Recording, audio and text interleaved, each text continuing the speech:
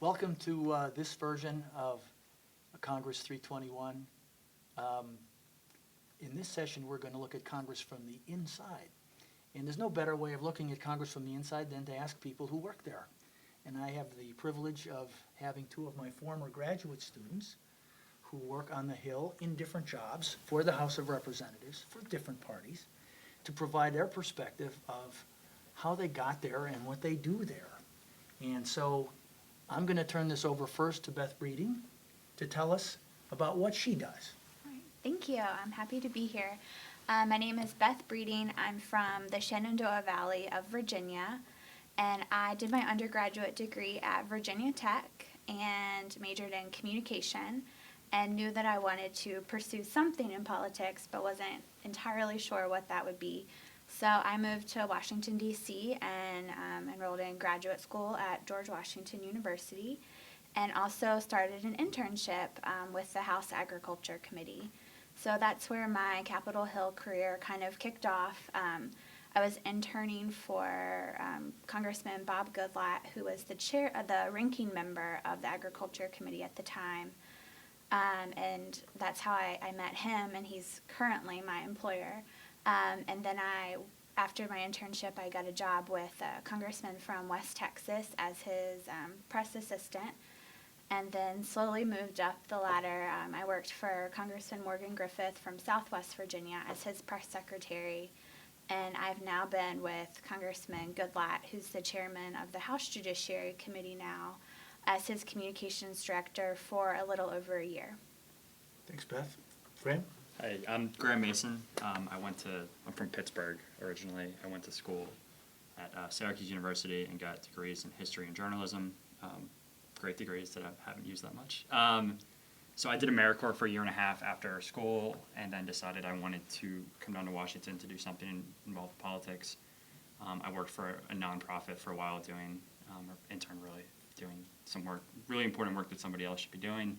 So I interned on Capitol Hill for Rep. Chris Carney, who was a Blue Dog member from Northeast Pennsylvania. I was lucky enough that the staff assistant, which is the low man on the totem pole, when I started there was really bad, so he was let go. So I was just kind of there and got a job and have been working on the Hill ever since. It's kind of at all levels. So I've done the staff assistant and legislative correspondent in LA for 3 or 4 years now.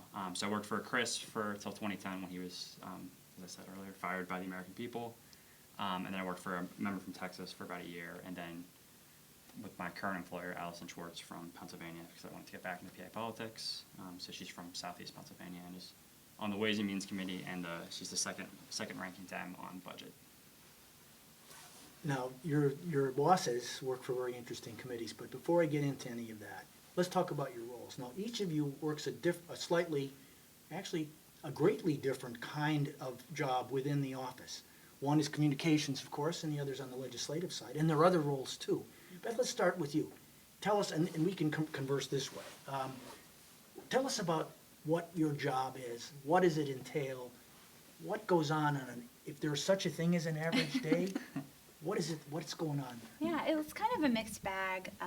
You never really know what's going to happen each morning, but I'm basically responsible for anything that comes out of our office that's written that's not a constituent response, a response like a constituent letter. Yeah. So if you're seeing like a press release or a statement in like a newspaper article, an op-ed or an opinion piece in a newspaper, if you get an e-newsletter from my boss, or if you see him on the local news or on CNN, I've set up that interview and coordinated it, and also just kind of monitor like his social media, Facebook, Twitter, post videos on YouTube. It's kind of a variety of things. The morning always starts off by seeing what's going on in the news and what happened overnight, and what may have been written about him in the newspaper, whether it's good or bad, taking kind of inventory of that. And if there's a hearing or some other big event going on during the day, I'll be following along with that, sending out press releases about votes that we're taking or other initiatives that he's working on. So it's normally pretty fast-paced, and the job definitely doesn't start at 9 and end at 5. It's kind of something where you're constantly on call because, you know, my job is to make sure the reporters are taken care of, and if they need something at 10 o'clock at night or 6 o'clock in the morning, we have to respond. And working for a committee chairman, Right. there's even more attention to what goes on in an office like that. Definitely. Since Congressman Goodlatte became chairman of the Judiciary Committee, the volume of media inquiries and press inquiries has tripled, I would say. It's, you know, from the most random issues to the big issues today, like immigration, firearms regulations, online sales tax. It's the whole gamut of issues, and a lot of different, you know, news outlets. Like you see the big ones like CNN or Fox News or the New York Times, and then we also have our local papers that we still have to take care of because, after all, they're the folks who keep us in office. So. Graham, you work on the legislative side. Do. Tell us about that.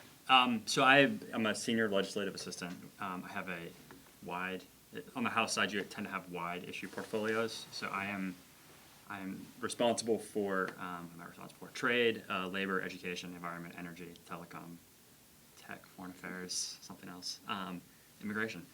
So I have to track all those, or try to track all of those issues. And so for my boss, I have to, if we're voting on that issue, I have to figure out, you have to give her a vote recommendation. I have to take inventory of how the outside groups feel, or people back in the district. I have to write mail on those issues. I have to respond to our constituents. I'm responsible for making sure she's aware of what's happening in the world in my issue portfolio. So if the Middle East is currently, as always, is kind of exploding, so I have to make sure she understands what's happening in, say, Syria. And then my other responsibility is the Congresswoman introduces legislation, so if I have to work with her on developing legislative ideas in my issue portfolio. So we're doing something on higher education tax credits. So I have to work with her to make sure it does exactly what she wants to do, so that when she introduces it, it accomplishes what she wants to accomplish and things like that.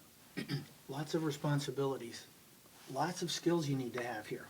As you think back, when you were preparing, when you were an undergraduate, and as a graduate student, what are the skills you're drawing upon now more than ever in the performing of your roles? Want to start with that, Graham? Sure. I think you have to read broadly. You have to be aware of what's happening in the world. So you got to stay current. You got to be really up to But date. you have to know what's happening. Okay. Yeah. So I think if you're looking to do something like this, you have to track the major papers, and then your local papers, so you know what's happening back home. I think the biggest thing I got out of school was I had a writing degree, and if you can't write on Capitol Hill, you can't survive. It's just and you have to write quickly and in a whole bunch of different voices, even if you're on the legislative side. So I mean, what else? So the more you write in preparation, The better. the Yeah. better, the more well-served you are once you get to the Hill. And in your case, Beth, you're doing this almost all the time. Right. I mean, I think a lot of people are surprised when they get to Capitol Hill about the amount of writing and the level of writing that you do. And, I feel like sometimes I'm taken aback, when I see people who can't write well or, have major issues with, grammar or, developing these ideas. And, it's something that's very important, whether you're doing legislative work, communications work, if you're a staff assistant, on every level, it's important to kind of hone in your writing skills. And then another thing that I've really relied on a lot is organization and time management. Those are two skills that I definitely picked up in college, and those were even more fine-tuned in grad school with, the level of work that we were doing. But on the Hill, I don't know about Graham, but I feel like there's not enough hours for everything that has to get done. So you kind of have to learn to prioritize and use your time very wisely and keep things organized, or my desk would look like a recycling bin, basically. So. You have to be flexible, as you were saying. Mm-hmm. I think I always have a plan as to what I'm going to get done every day, and by 11:30 it's ruined. And at any time, Right. the boss can call. Yeah. Or And the when chief boss of staff. calls. And you got to respond. It's a strange job because your entire your job is to make a member of Congress happy and make sure they're prepared. So it's a strange mindset to be in, because you both have to predict what they're going to want. You have to predict what they need to know. Sometimes you're not always right. Right. So And they'll let you know when you're not. yes, they are. They will. And they, of course, are always right. Always. Sure. Now, tell us about some of the colleagues you work with, because the committee staffs are gigantic, at least on the House, and your staff's probably a little bit larger, and of course, to be certain, the majority generally has slightly larger staff than the minority. Right. Definitely on the committee side, the staffs are normally much larger in the majority. The personal office staff, I feel like, tends to hover somewhere between like 7, 8, or 9 people in the DC office. But I work with a wide variety of people, from folks who are definite policy wonks, who are really deep into that. Since my boss is the chairman of a committee right now, we basically have 30 new staffers for our office, because we're coordinating with them constantly on issues that he's doing, to make sure that he's prepared and ready for hearings. Or if I have a press question about an issue that's in the committee, I have to work with them to make sure I know how to respond properly. So we're working with just a huge variety of people. Most of the folks in our personal office in DC are from our congressional district, so it's helpful that they kind of understand the layout back at home. And they're young people, oftentimes. Everyone in our office is under 35, so it's Do you have to pretty kind young. of teach them? Do you have to shepherd them to some extent? Some of them, we don't hire people unless we trust them to do the work, but it's definitely been a good learning experience for me, kind of trying to mentor, for lack of another term, younger staffers, and making sure that they know what's going on. And it's a big group effort. You become very close to these people because you are spending, 8 hours a day or more with this small group of folks. And these are not luxuriously spacious No. offices, are they? No. Now, Graham, you're one of those so-called policy wonky type guys, are Sure. you not? I pretend to be, yes. It's Tell us about that and the people you work with. so it's the same. I think we have a personal office, so I think we have 9 to 10 people. And so I have a legislative director who I report to, who is responsible for making sure I'm doing what I'm supposed to be doing. So who do but I also work with, so my boss is, again, on the Ways and Means and Budget Committee, so I'm responsible for interfacing with the committee staff to make sure that the members we try to all be on message, which is a problem, and try to make sure that, if I have questions, I can bounce it off of them. I'm also, I guess, I spend a lot of time with the Congressional Research Service, who, when you get to Capitol Hill, please use CRS. If you're not, you're a fool. They're like kind of our in-house think tank. So I'm notorious for just calling them up and asking about 20 questions to figure things out. The Congressional Research Service, as I understand it, is at the beck and call of members of Congress and their staff. Yes. Can the general folks outside get access to what they do? So there are websites for some reason that collect. There are ways. There- are yes, ways and there- means, are there- there not? There are people who are really big on releasing this information. So Which there are means some members of Congress, if one is judicious enough to find them, actually, there are sites that provide this. Yes, and you can. I've had constituents write us and ask for a report on something, and we are open to we are free to send it to So them. in other words, if one asks an individual member of Congress, particularly if they're a constituent, about something, they're likely to get a positive response from a staff member. Yes. We try to, constituent service is number one, so we try to do anything in our power to please the folks back at home and keep them happy. Now, both of you have had the pleasure and the displeasure of serving in the minority and the majority and switching back and forth, right? Tell us about the differences in those roles. Oh, it's different. You are now in the I majority. started off in the minority, and now the Republicans are in the majority, and it's a whole different ballgame. In the House, I feel like when we were in the minority, it was a lot of, hurry up and wait. Sitting around, we don't know what's happening on the floor, we don't really know what's going on. We know everything that we had was going to get defeated regardless. So it's very different. I feel like there's a lot more exposure when you're in the majority and a lot of expectations. So do you feel lonely now? So I feel And lonely. abandoned? Yes, I had much more fun in the majority.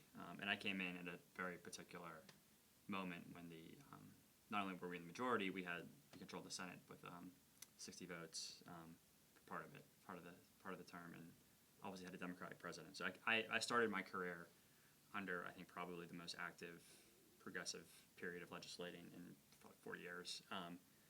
That's not what's happening now. Being back in the minority, so it has been a bit of a change, and it changes the way members' offices work. My boss she's very moderate, I would say, and she likes to govern and get things done. But it was a heck of a lot easier to do so from the majority than it currently is, especially with how polarized everything currently is. Yeah, tell us about the polarization. We talk about and we will talk about polarization. It is something that we've noticed over time. I mean, it just didn't start yesterday. Sure. But it seems to be more so today. And, of course, one of the reasons is we have divided government. Mm-hmm. You mentioned one of the last times when we actually had a unified government, the party in charge of everything. But now we seem to have this, again, a difference. How does that make your jobs different? How do you see things? Is it going to change in your view? My boss is always an optimist. It's tough. It's really. We're ideologically we're coming from very different places. Yeah. I think members have their incentive structure is not always such that allows them to find common ground. It's not easy to find common ground. It can be pretty hard. It can be pretty politically dangerous, even if the majority of the public would like us to stop shouting at each other and just kind of govern. So it's tough, and I think, but it's difficult to paper over real differences, and we have real differences over how the role of government in the country and things like that. It's very frustrating at times. Yes, it's One of the things we talk about, and we will be talking about more in this class, of course, is real differences show up not in a vacuum, they show up within places that people live. And that means you have to understand why things seem to be polarized. You have to understand the country, to some extent, is polarized itself. Mm-hmm. And we don't all live in the same places. We live in different places and have concentrations that are different. So one of the things we're going to study in this class is congressional districts. And tell us, can you give us a handle, Beth, let's start with you. Tell us about Mr. Goodlack's congressional district and the people. You must have a good understanding of that district. Sure. And what's on those folks' minds? Right. So I work for the 6th District of Virginia. It's actually my home district where I'm from. So it's pretty easy to tell you about. It's Western Virginia. It starts off in Front Royal, which is about an hour and a half outside of D.C., and goes all the way down the Shenandoah Valley to Roanoke, which is kind of right at the top of Southwest Virginia, and covers that whole area in between. It's very rural, based on manufacturing. It's a pretty low income area. So that's kind of where we're coming from on a lot of things that we're doing in our office. We have to make sure that, farmers and folks who are, living off land and our producers are taken care of. So my boss is on the agriculture committee. We also have a ton of manufacturers, and, that's a very important thing for us to pay attention to. We don't have a lot of urban areas, so some of the issues that, some of those members, like your boss probably deals with, don't play as much for us. It's not that big of a deal. But, if it's involving like a national forest or a national park, it's a big deal for us because most of our district is covered in forest land. It's a lot to think about, especially when you see legislation coming to the floor or moving through committees that has literally nothing to do with your constituency, but it's something that you want to support, but and your party might support, but it doesn't really benefit them in any way. So that's kind of the whole thought of working within your district and trying to figure out what works for them. Sometimes it doesn't always work for the underlying party or the underlying goal. So This is just a wild guess, but my thinking would be that the constituents of that district would not be too fond of gun legislation. I don't think you would be far off by saying that. Yeah, there's a lot of concerns. A lot of folks in our district are gun owners, and they have been for a long time. We have a huge poultry industry in our district, so immigration's actually a really big deal for us, especially guest workers. But then again, the high-tech visas and that side of immigration is important. It's important to our district, but isn't quite on the same level as, the agriculture guest workers. So we have different stakes and different issues. And, even though my boss is the chairman of a committee, he still has to pay attention to what's going on nationally, but also what the folks at home want or don't want. What about your district, Graham? So our district is, my boss represents Northeast Philadelphia and the first ring of the Montgomery County suburbs of A Philadelphia. different kind of district. Yes. So in our district, even it's very different than Mr. Goodlat's, and I would say it's a very diverse district just from our purposes too, because Northeast Philadelphia is, I think, kind of, to be fair to say, kind of has your old Democratic coalition folks, kind of your blue collar labor folks, and then the first ring suburbs of Montgomery County tend to be your more socially liberal, centrist, business-wise Democrats, I would say. So it's tough you have to think about two very different parts of the district. And then just being a suburb of Philadelphia, you inevitably worry a lot about the rest of Philadelphia, just because it's part of everybody in who you represent in some ways connected to that city. So we have strong, the medical industry is huge in Philadelphia. There's lots of very impressive universities that are very powerful and important to the region. So it's an interesting place, and you could talk about guns or something like that. I think the people in Philadelphia tend to sometimes, some of them, not all. Pennsylvania is a very complicated state. But in your district, some Parts of it, modification of yes. gun laws would actually be favored. Right, exactly. I think certainly in the suburbs, but not. But again, even our district's very, very diverse. We kind of capture all of the unique complexities of Pennsylvania, I would say. But one way of visualizing partisanship at a general level is to look back and see what districts are being representative and the kind of people coming to represent those interests, I Sure. guess. Now, I want to go back to the committees, because I said I would do that. Let's go back to you, Beth, the Judiciary Committee. Right. Tell us about the Judiciary Committee. Sure.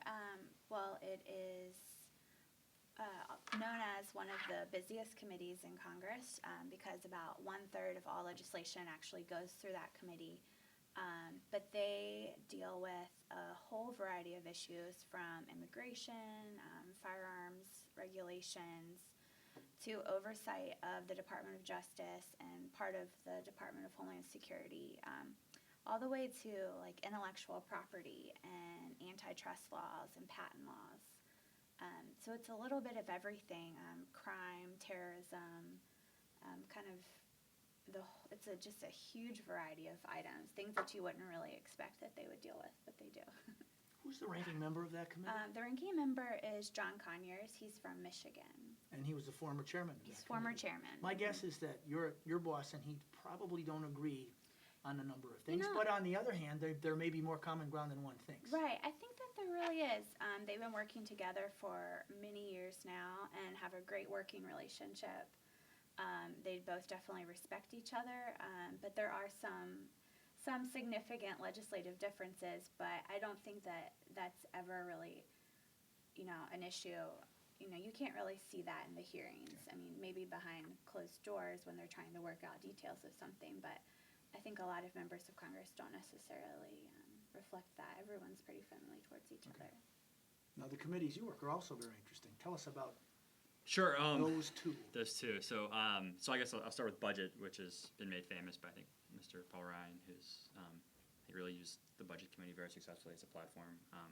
The main role of the budget committee is it kind of starts our appropriations process. It tells us how much money we get to spend on things each year, which is a bit of a point of controversy, I would say. So it's an excellent committee for messaging purposes. I think our role as the minority on that committee is to find the weak spots of Mr. Ryan's budget and just pound those points repeatedly.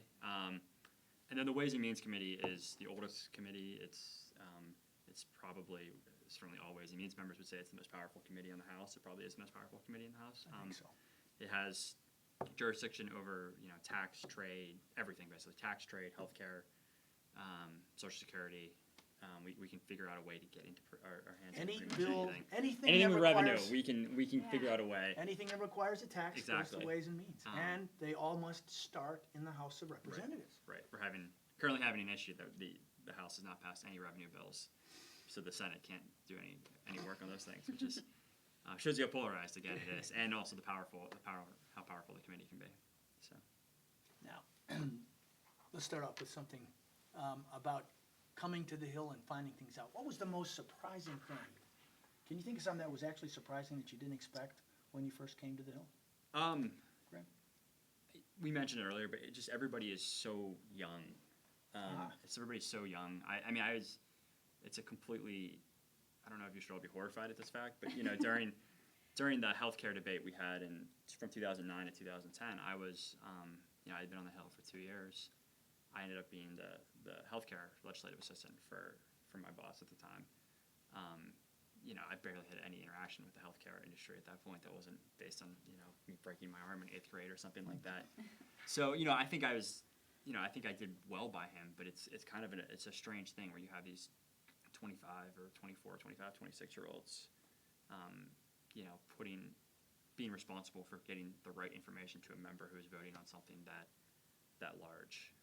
I think we have much less capacity, I think, than people realize we do. I think it's just we are, we have staffs of 9 people. I handle 8 or 9 or 12 issues. Right. It's tough to know everything about. In the olden days, they had staffs of none. I guess in Abraham Lincoln's day, and in Lyndon Johnson's day, maybe 1, Right. when he was a staffer. What was the most surprising thing you came across? Graham was Okay. right. The age is definitely surprising to me. Also, the level of access to the member. I don't know what I was ever thinking, but I always thought that, there's people around him all the time, that I would never get to, just call him on the phone or walk into his office and, talk to him about an issue. But I talk to him on the phone at least once a day, if not more. And we're constantly in contact. I just really never thought that as a staff member you have that kind of access to the member of Congress. But it's really a job that I couldn't do without speaking to him regularly. So for the people who are taking this class or just watching this, and you're young people can work on the Hill. It is open. However, Definitely. it's not an immediate thing. You have to prepare for this. So how does one get to the Hill? How do you get there if you want to work there? You have to intern. If I could change one. No, and interning's tough. It's not glamorous. You answer phones. You do. I guess I don't do as much anymore, but you do Capitol tours. You write constituent mail that say I don't want to write as a current legislative staffer. You do a lot of odd tasks and go to briefings. It's not. You get some FaceTime with the member, but sometimes it varies by office. I would say it's not glamorous stuff, Yeah. but you have to build a resume first that shows that you're politically involved or interesting. I would say to get an internship, and then they're not paid, and you have to figure out how to live in the city. It's really There's definitely a mentality on Capitol Hill that you have to pay your dues. You gotta have to do it. Right, and I started as an intern. Graham started as an intern. We've all been there. Everyone that you're going to be working with started off as an intern, unless they were extremely lucky. Yeah. And kind of jumped in at the ground level. But that's definitely it. You have to try to intern. How does one get an internship? So if you're interested in a particular member, they often have internship application information on their websites. There are also there are a whole bunch of different job websites that you have to kind of track down that posts both jobs and internships and things like that. And a lot of universities, in like their job placement centers or whatever that might be, can sometimes help you with that. The House of Representatives has, in fact, an internship regular mailing. You can sign up for that. That'll be put up on a blackboard, so you all have access to this. Plus other additional ideas like Hill Zoo and some other websites that you're familiar with. Yeah. Now, you've all had, shall we say, experiences on the Hill that are interesting. Do you have some interesting story you'd like to share with us? I mean, it doesn't really. It can be embarrassing. Yeah, I mean, Okay. this is slightly embarrassing. I started my first day as a press secretary. I had broken my collarbone the day before. Heck of a day to start a Heck job. of a day, heck of a day. So I was on a lot of painkillers and, couldn't move my arms, like almost completely immobile with my arms. But I was started for a freshman member, so he had just been elected. It was his first day moving into his office. And, we had a ton of media calls wanting to talk to him about, his first day in Congress. But I still had to go. I still had to go to work, even though I was broken and couldn't move. And it just made for a really interesting day. And I can't remember anything that happened that day, other than the fact that when I got home, I noticed that I was wearing one of my coworkers' coats. So it's kind of a blur. It's just another reinforcement of, I think, folks who work on the Hill work really hard. And, even if we can't move our arm or, we don't really know what's going on, we're still there and we're still working, and it's kind of scary. But it's definitely a great job, but a lot of hard work. You got a story for us? Well, I guess the most insane experience I've ever had on Capitol Hill had everything to do with the Obamacare bill, as at least we now proudly call it. During, I forget which round of votes, we had a couple of different times we voted on it. First in November 7th, which was the day before my birthday, and then in the spring. One of those times, or maybe both of those times, we were invaded by, the Tea Party was really rocking at this time, and we had to actually lock our door because there were so many Tea Party folks who were coming in to yell at us, and they were kicking our door, and they had to put a police person. They're kicking your door. They're kicking our door and shoving paper underneath that was telling us to vote no. So that was a crazy experience. And then I think just my boss was, I think he ended up being his district. He was again a Northeast Blue Dog Democrat. It was probably an R+8 district. I think he was the most Republican district to go yes on the bill, and he went. I had been trying to get him to yes for a long time because I really believed in it. You have to. He took a long time. He did the correct thing. He took his time, did a lot of reading and thinking about this. So when he went down to the floor to vote, we weren't entirely sure what he was going to do. He decided on a yes, but you never know what happens when members get down to the floor. And you also didn't want to be in the position where you were the last. I think we needed 218 that night, so he didn't want to be 218. So I just remember watching the vote total, knowing that he was a yes, praying to God that they would get to 220 or something. So it wasn't Chris the last. I just felt like I was going to vomit the entire experience. It was very nerve-wracking. So you held it back. I did not. Yes, I did not embarrass myself. So he had nerves of steel, but me, I was. Was he reelected? No. After that, he got.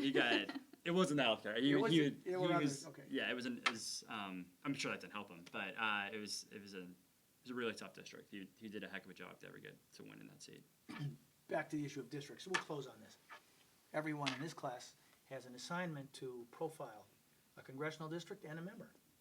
And one of the things they need to do is find information, including contacting the offices of whoever they're going to be covering.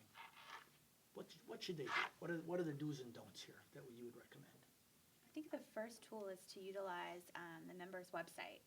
It's normally the place where there's the most up-to-date information, both on the member as well as what they're doing legislatively and the district. My one recommendation is don't use Wikipedia, just because we can't control what people are posting about the members on our page. And professors don't like that right. anyway. So it may not necessarily be true, so I would not even look at it. So I would I agree on the website. There's things like I think CQ publishes a political almanac, which is pretty good. And Summaries of members and districts. They do. The National Journal does one too. So I think if you really want to do a really detailed job, I think if you want to reach out to the member, you always want to find their scheduler. I'd ask to speak to somebody if you're being really diligent. Ask to speak to somebody from the legislative staff about their also, and then if you want to get a really interesting view, get forgotten in this, but the constituent caseworkers normally have really interesting things to say about the district because they've normally been, I've been with my boss, current boss, for a year and a half. Our caseworker's been there for ever. So the thing to do is just ask. Right. Ask Yes, and you you have to shall ask. receive, and you might have to be persistent. And take note of the house calendar, maybe when you're asking. Staffers are more likely to respond to you or have time to talk when we're in recess or on a district work period.